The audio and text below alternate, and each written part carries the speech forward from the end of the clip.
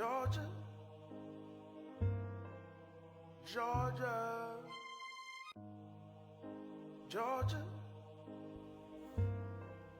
Georgia. Welcome to HBCU Sports Life, featuring Clark Atlanta, where we delve into the lives of student athletes and show you what it truly takes to be an athlete at this historical Black college.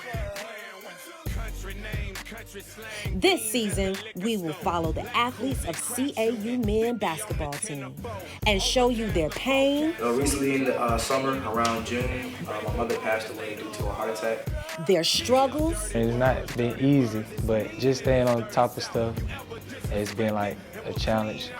Their wins. Yeah, I say that. We got a superstar team. I can put like that. That's a better word than that. And losses. We get killed at the crib. My wife was at this playing harder than y'all. As they try to deal with the mounting pressure to succeed. You're too old for that shit.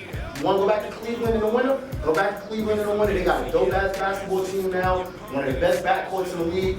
Get tickets, go watch basketball, because that's what you want to end up doing for the rest of your life with the path that you're taking with your attitude right now. You will be watching basketball instead of playing. Not only on the court, but in life as well.